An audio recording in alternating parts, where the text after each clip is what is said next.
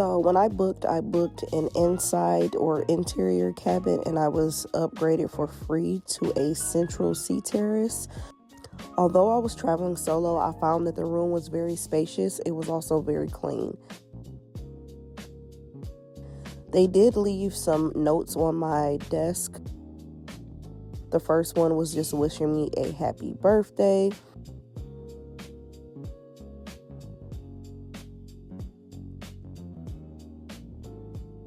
And the second one was telling me about the solo traveler meetups that they have.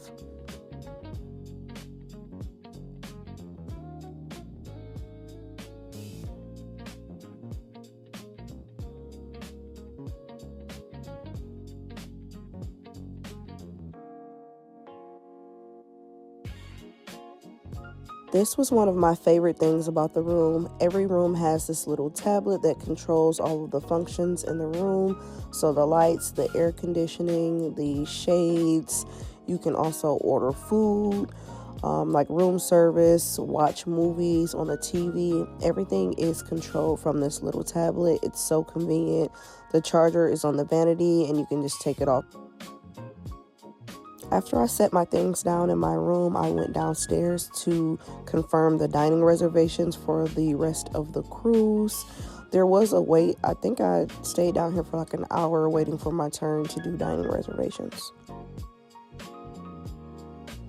Once I did this, I just decided to walk around and explore the ship a little more.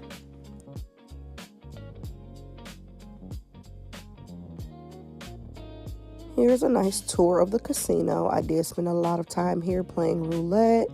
The bar here is really good as well. And you also have to walk through the casino to get to the nightclub. So there's a lot of traffic normally here. Of course, the casino is closed right now because we haven't hit those international waters yet.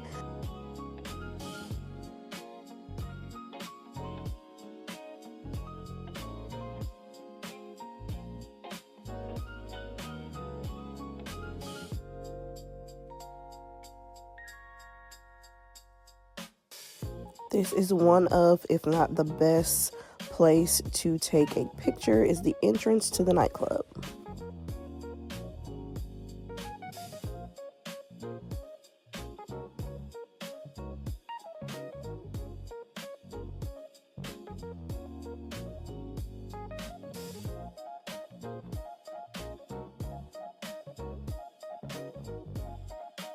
To a good time, I am ready to make sure you have the most memorable voyage with Virgin being unforgettable one. A toast to the Valiant ladies. We know you can't wait to meet the movers and shakers and ultimate party makers. Let's give it up for